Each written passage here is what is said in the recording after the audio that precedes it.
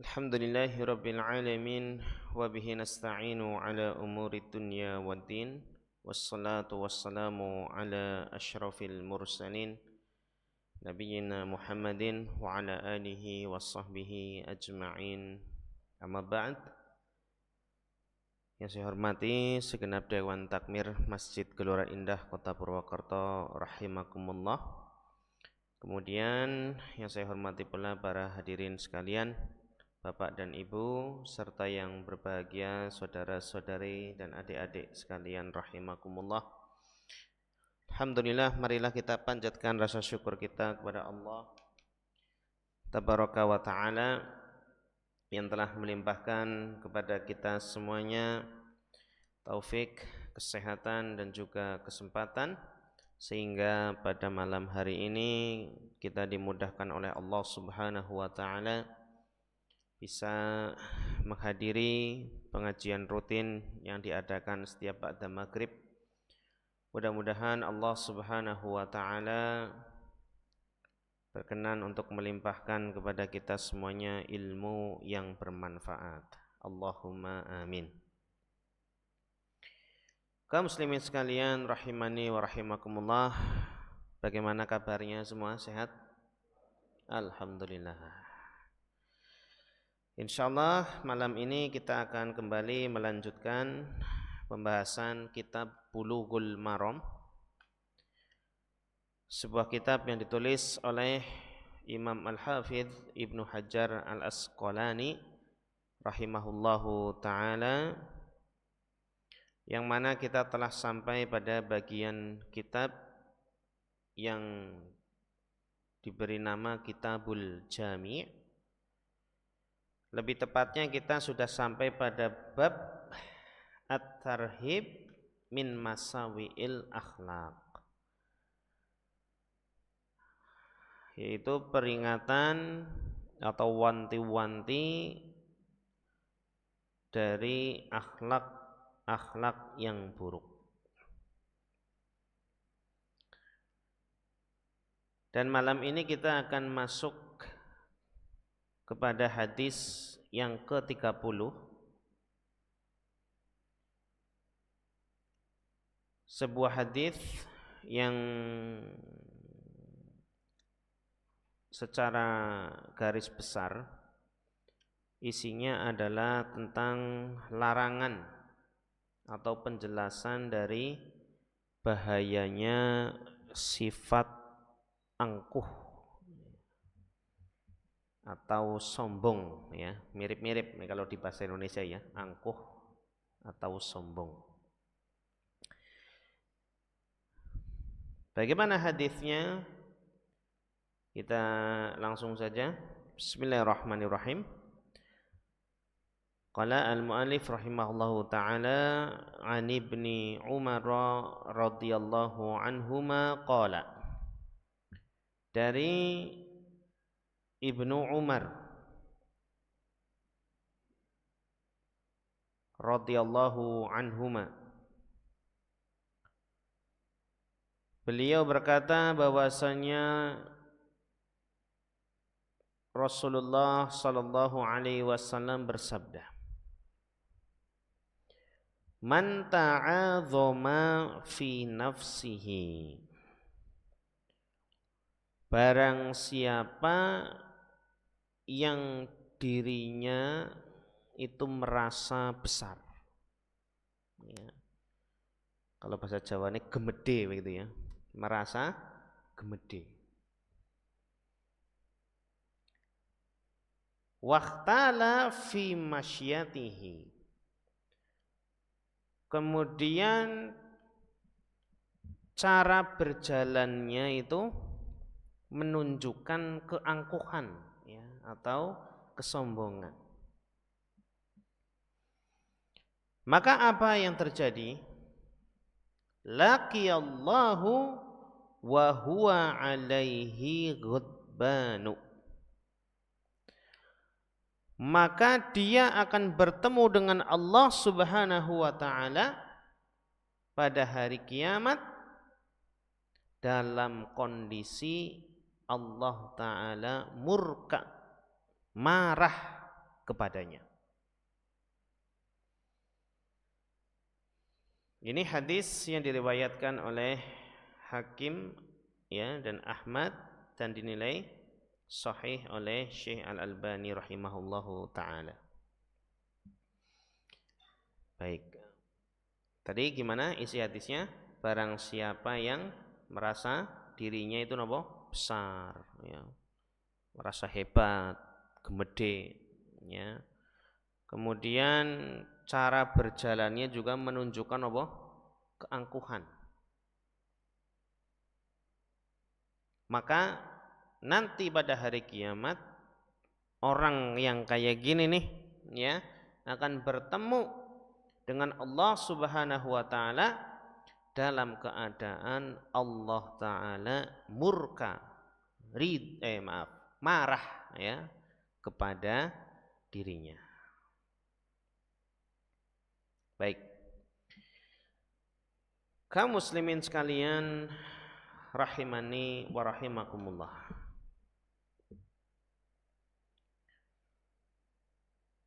Hadis yang mulia tadi secara jelas menyatakan tentang bahayanya sifat angkuh ya, atau sombong.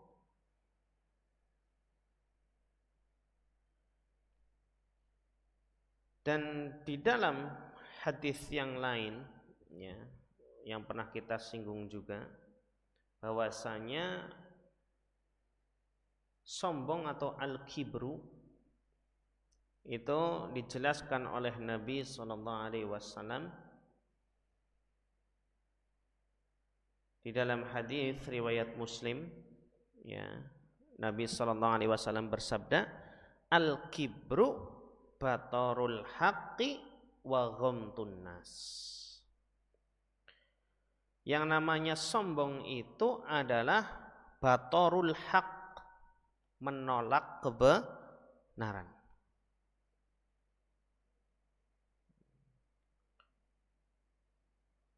Wa ghamtun nas, dan juga merendahkan manusia.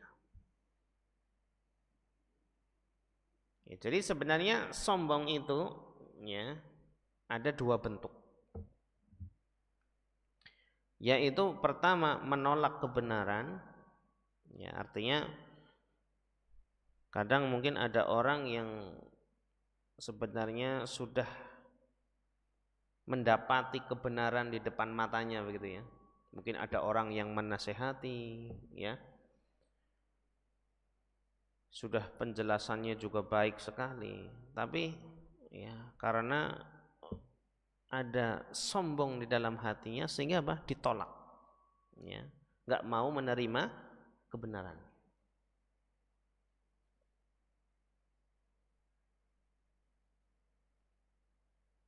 Di antara bentuk sombong yang berikutnya adalah ghamtun nas, ya, merendahkan manusia. Artinya menganggap orang lain ya selain dirinya itu ya rendah, nggak ada apa-apanya. Nah ini bahaya sekali ya, orang yang memiliki sifat sombong. Ya, mungkin kita pernah mendapati ya ada orang misalnya dinasehati begitu ya. Sebenarnya nasihatnya sudah dengan cara yang baik, tapi dia menolak ya kebenaran itu, bahkan disertai, kadang digabung, bahkan disertai dengan merendahkan yang menasehati.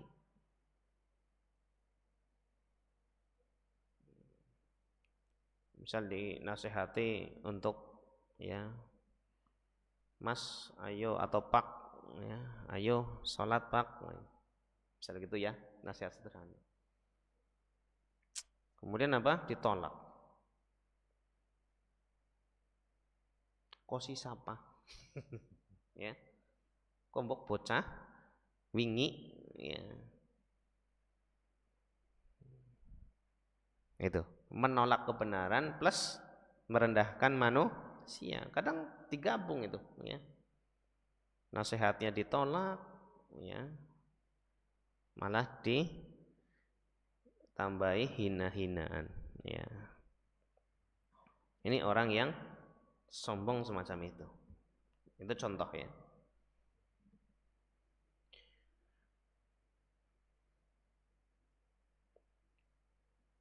Nah, di dalam hadis yang sedang kita bahas tadi, ya,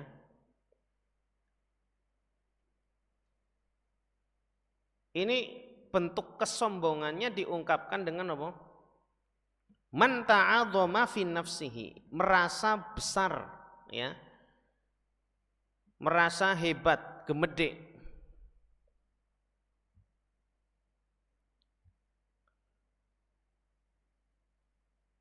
Maka, ya, orang yang semacam ini perlu menyadari, ya, bahwasanya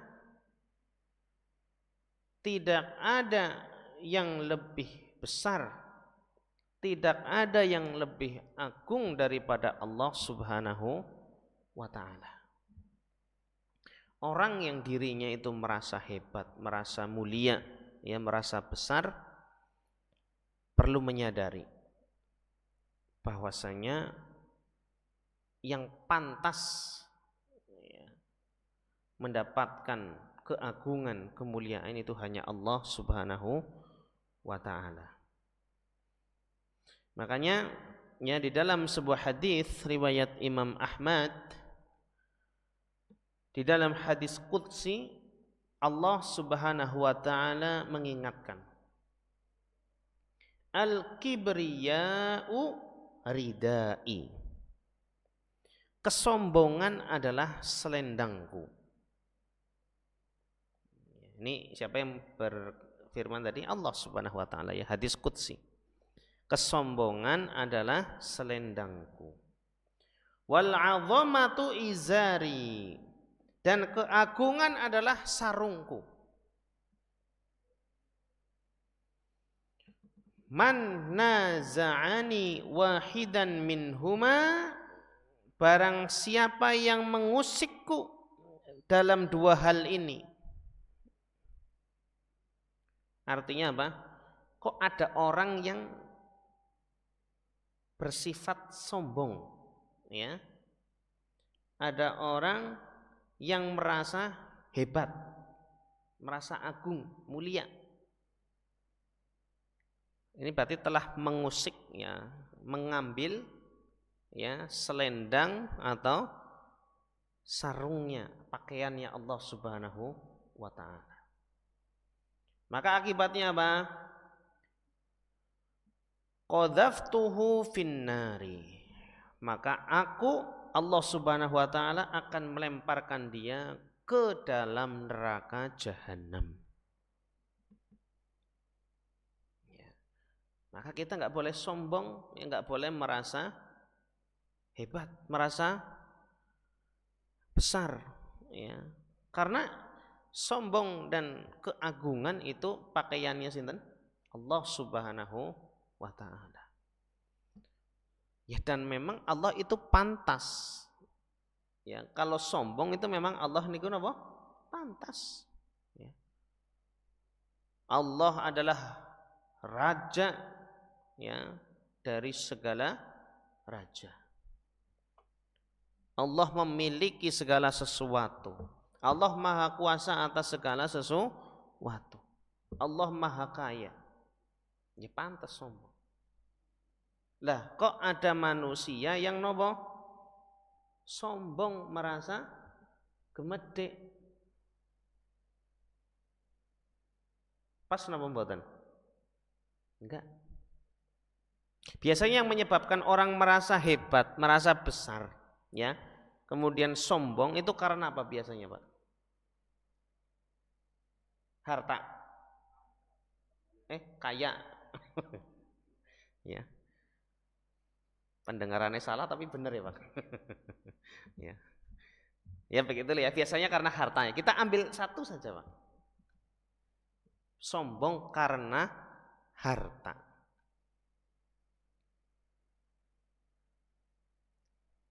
Lah harta itu dari siapa? Nah gitu kan mikirnya ya. Kenapa orang harus menyombongkan hartanya? Wong harta itu sejatinya dari sinten? Allah Subhanahu wa taala. Jangan sekali-kali merasa hebat, merasa besar gara-gara harta yang dimiliki. Seandainya Allah taala tidak menakdirkan ya atau tidak berkehendak memberikan dia harta, bisa enggak orang tadi dapat harta, memiliki harta yang banyak? Enggak akan bisa. Ya. Maka harus dipahami betul ya, manusia itu sejatinya nopo?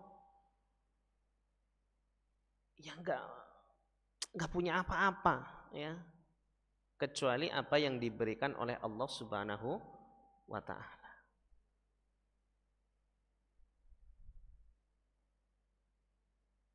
Sombong karena ibadahnya banyak, bisa terjadi. Merasa hebat karena ibadahnya mantep, bisa terjadi nggak Pak? Bisa. Nah, ini juga diantara nopo jeratan seton ya. Mungkin dia nggak sombong dalam masalah harta, ya, karena memang nggak punya harta. Enggak ya, misalnya punya harta banyak, tapi nggak sombong begitu ya. Selamat dalam fitnah harta, ya. Jabatan, dia nggak sombong, jabatannya tinggi. Tapi ketika dia melakukan ibadah yang banyak, ya, ibadahnya apa? Rajin. Nah, ini bisa muncul godaan setan dari situ. Ya. Yaitu apa? Dengan rasa ujub, bangga diri ya, merasa hebat. Jen nyong pancen top ya, salat jamaah ora tahu prei. Mantep kan? Ya. Sedekah pasti ya, berapa digit misalnya. Nah, kok bisa ada orang merasa hebat ya, merasa besar dengan ibadahnya?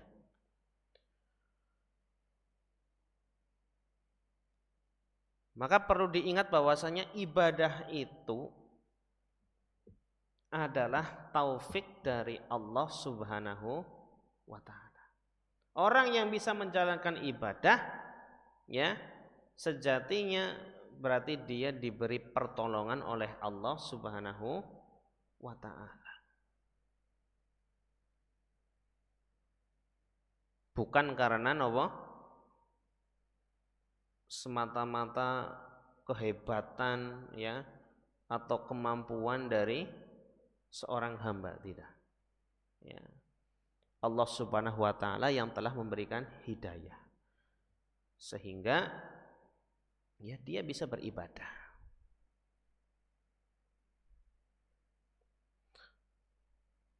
Ya berarti agak lucu ya, ya enggak lucu juga, maksudnya agak mengherankan ketika ada orang bisa sombong gara-gara sedekah banyak misal. Ya wong sedekah itu modalnya kan harta nggih. Dari siapa? Dari Allah.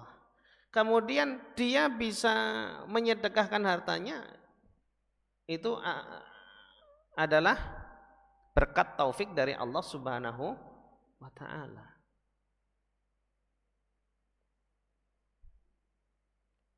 Maka apa yang pantas disombongkan? Terus apa yang seharusnya dilakukan? Ya bersyukur sama Allah Subhanahu wa taala. Bukan merasa besar ya, sombong, kemudian merendahkan manusia. Nah, ini enggak pantas dilakukan. Seharusnya ya seorang hamba yang mendapatkan kelebihan-kelebihan baik itu masalah ibadah ataupun masalah duniawi, harusnya napa? Bersyukur kepada Allah Subhanahu wa taala. Sadar diri ya bahwasanya hamba itu tidak bisa melakukan apapun ya tanpa pertolongan dari Allah Subhanahu wa taala.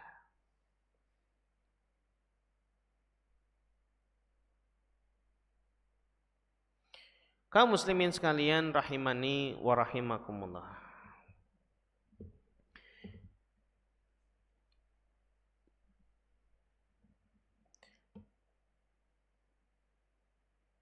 Ketika seorang hamba dia bisa menyadari hakikat dirinya, bahwasanya dirinya adalah makhluk yang penuh kekurangan, ya, sangat butuh kepada Allah Subhanahu wa taala, ya, maka ini akan membantu untuk menepis, ya, sifat sombong.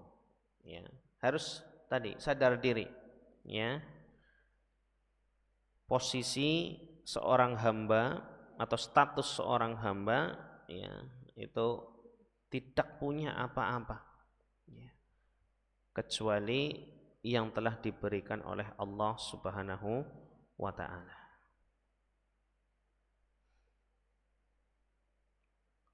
Kemudian jika dia menyadari dirinya adalah orang atau pribadi yang penuh kekurangan, ya, semata-mata semua itu dibantu oleh Allah Subhanahu wa taala, maka ini juga akan menepis dari nopo?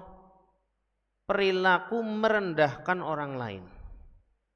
Ya, perilaku merendahkan orang lain. Enggak akan, ya, dia merendahkan orang lain. Wong paham nih, sama-sama makhluk yang penuh kekurangan. Semuanya, ya, adalah pemberian dari Allah Subhanahu wa taala. Makanya di dalam hadis yang lain, ya, atau maaf, di dalil-dalil yang lain, ya, misalnya seperti ayat Al-Qur'an, itu Allah Subhanahu wa taala sangat membenci sifat sombong.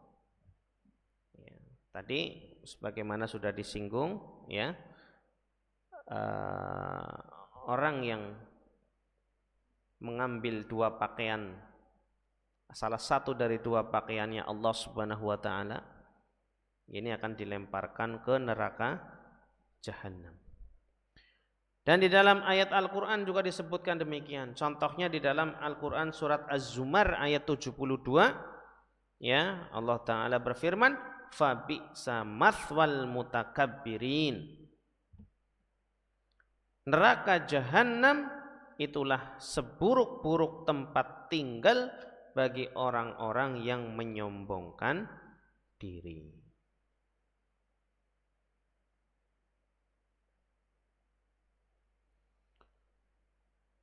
Kaum muslimin sekalian rahimani wa rahimakumullah. Kemudian, ya, di dalam hadis utama yang sedang kita bahas, ya,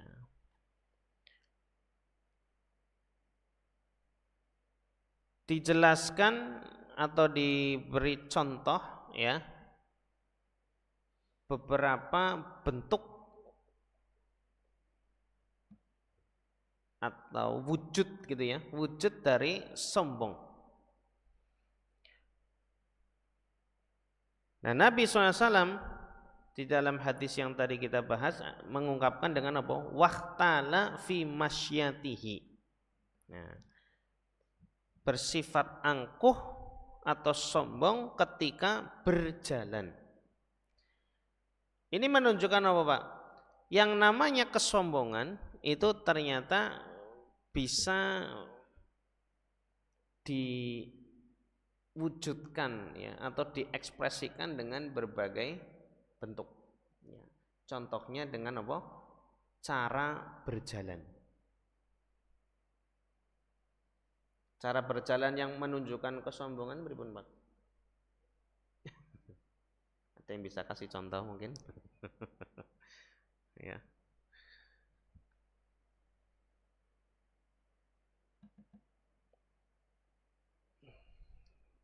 jalan yang menunjukkan kesombongan gimana? Gawe-gawe lah nggih, ya. Kemudian apa? Mungkin tidak mau memandang orang di sekitarnya begitu ya. Tidak salam, tidak mau menyapa ya, tidak mau salim, membuang muka dan sebagainya. Ini ya ekspresi atau wujud ya kesombongan. Kemudian gaya bicaranya ya.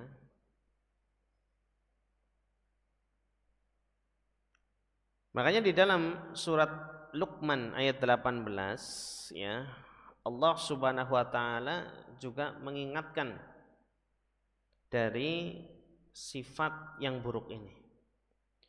Allah Subhanahu wa taala berfirman, "Wala tusa'ir khaddaka linnasi." Janganlah kamu memalingkan wajahmu dari manusia karena sombong. Wala tamshi fil ardi marha. Janganlah kamu berjalan di muka bumi dengan angkuh. Innallaha la yuhibbu kulla mukhtalin fakhur. Sesungguhnya Allah tidak menyukai orang-orang yang sombong lagi membanggakan diri. Ini surat Luqman ya ayat 18.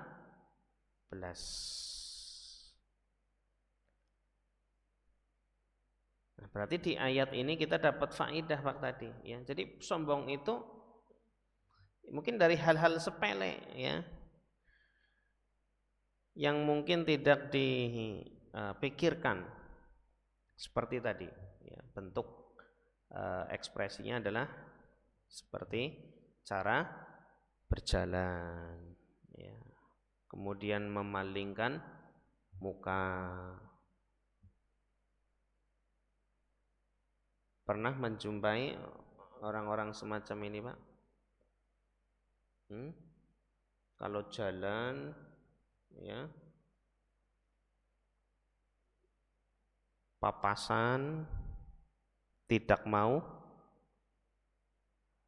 ya salam aja enggak ya, apalagi salim ya, ngobrol nyapa enggak ya. Pura-pura ngeliatin apa gitu ya atau langsung buka HP ya. Nah, ini enggak boleh, ini tidak boleh.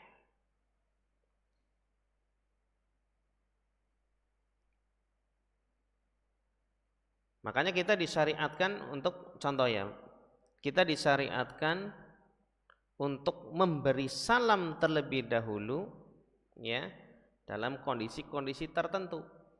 Ini dalam rangka mengikis kesombongan ya. Contohnya Nabi SAW menganjurkan ya orang untuk memulai salam terlebih dahulu ya ketika ya ar-raqib 'alal masyi. Ketika orang berkendara bertemu dengan orang yang sedang berjalan kaki, maka yang disyariatkan untuk mengucapkan salam terlebih dahulu adalah apa? Yang menaiki kendaraan. Ada yang lagi naik motor kemudian papasan dengan orang berjalan kaki. Nah, ini diperhatikan. Maka yang disyariatkan untuk mengucapkan salam terlebih dahulu adalah sinten? Yang naik motor. Di antara hikmahnya adalah apa? Untuk mengikis kesombongan. Untuk membangun sifat tawadhu, rendah hati.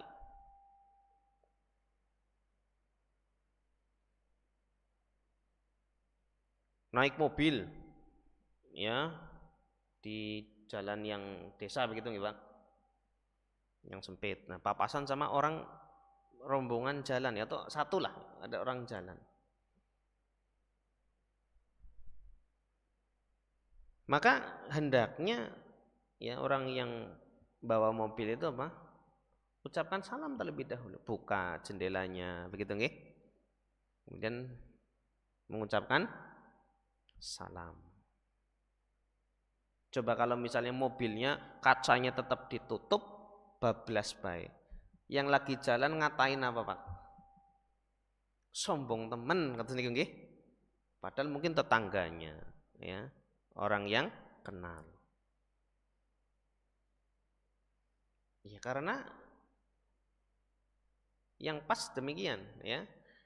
Yang naik kendaraan, ya, mengucapkan salam kepada yang sedang berjalan. Ya, mau kendaraan apa saja nggih? Mobil, motor, sepeda. Ya. Ini untuk menumbuhkan sifat tawadhu juga, rendah hati.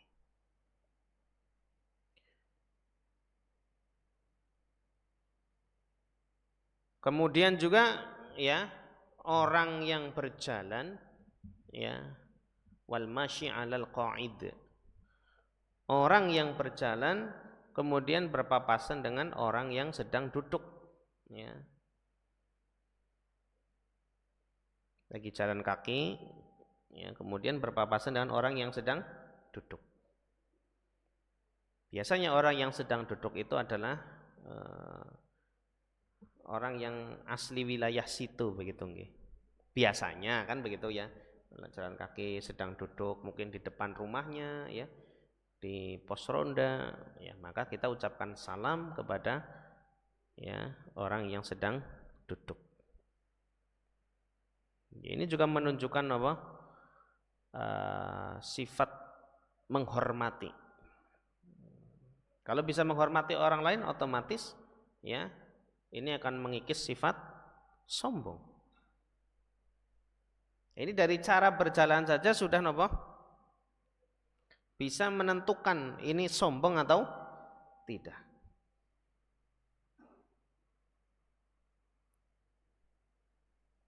Kemudian dari apa?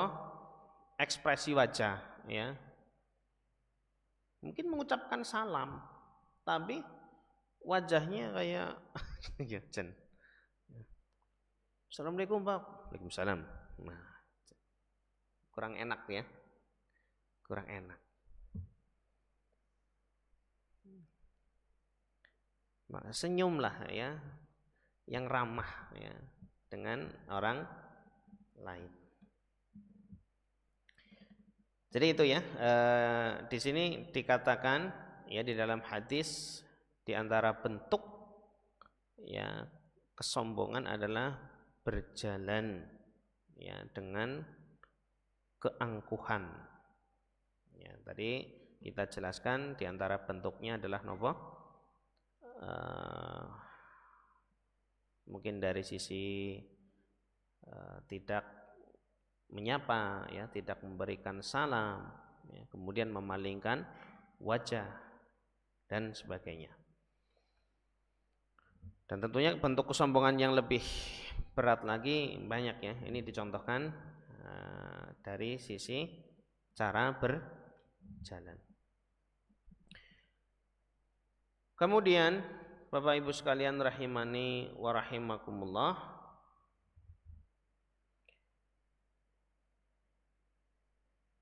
sifat angkuh atau sifat sombong ya di dalam hadis yang sedang kita bahas ini memiliki bahaya yang sangat besar. Yaitu apa? Karena Allah Subhanahu wa taala pada hari kiamat nanti akan ya bertemu dengan hamba-hambanya dalam kondisi nopo? Murka, marah. Tentu ini adalah kerugian yang sangat besar. Karena seorang hamba ya, ketika di hari kiamat ya, tentunya kondisi yang diharapkan adalah bisa bertemu, bisa berjumpa dengan Allah Subhanahu wa taala dalam keadaan Allah itu nopo? Ridho. Ridho kepada hambanya. Lah kok ini malah dijumpai oleh Allah Subhanahu wa taala tapi Allah dalam kondisi napa? Murka, marah.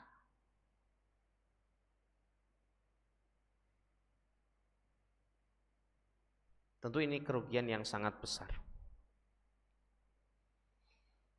Coba panjenengan saja misal ya mendatangi suatu tempat, misalnya pulang ke rumah,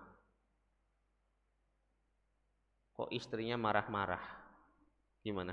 Seneng nggak? Ya.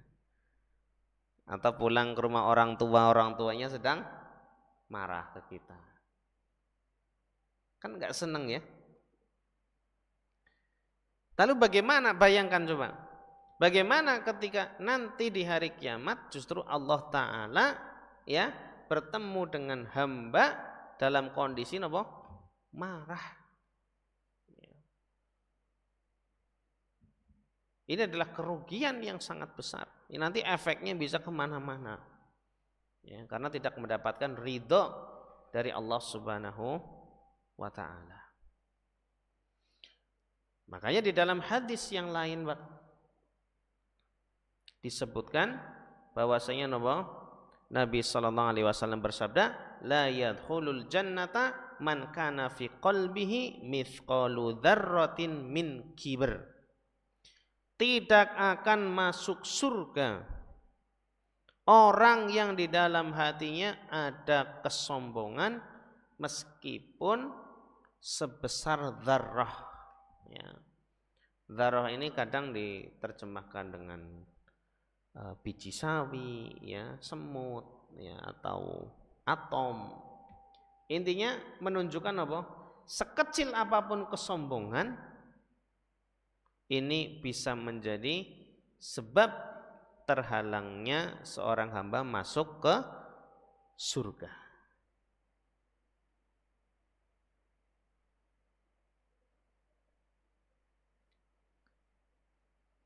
Tentunya nanti dirinci ya.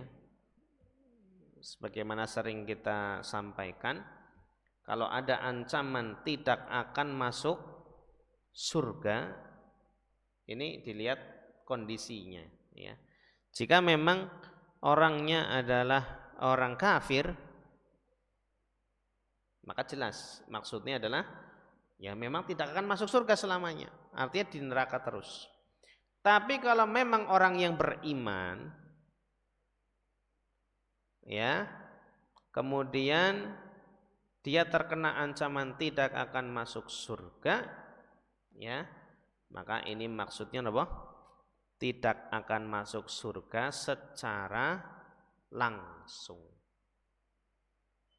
Artinya mampir dulu kemana? Ke neraka. Na'udzubillahi min dzalik.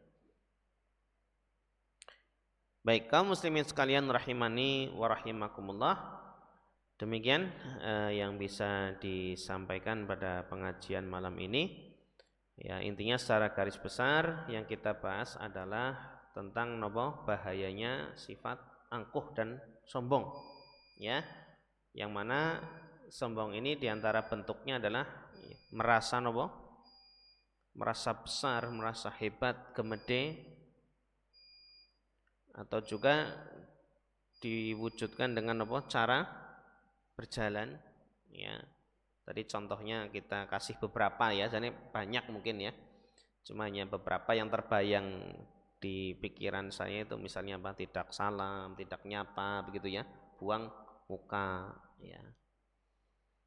Atau dengan ekspresi atau isyarat-isyarat tertentu, maka hati-hati karena ini akan mendatangkan ancaman atau mendatangkan bahaya berupa ya, nanti orang-orang semacam ini akan berjumpa dengan Allah Subhanahu wa Ta'ala ya, dan Allah sedang dalam keadaan marah kepadanya. Mudah-mudahan Allah Subhanahu wa Ta'ala menjaga kita, melindungi kita dari sifat sombong ya, sehingga kita semua bisa masuk ke dalam surganya Allah Subhanahu wa Ta'ala dengan selamat. Allahumma amin. Terima kasih atas perhatiannya. Jazakumullahu khaira. Mohon maaf atas segala kekurangan dan kesalahan. Kita tutup dengan doa kafaratil majlis. Subhanakallahumma wa bihamdika asyhadu an la ilaha illa anta astaghfiruka wa atubu ilaik. Wassalamualaikum warahmatullahi wabarakatuh.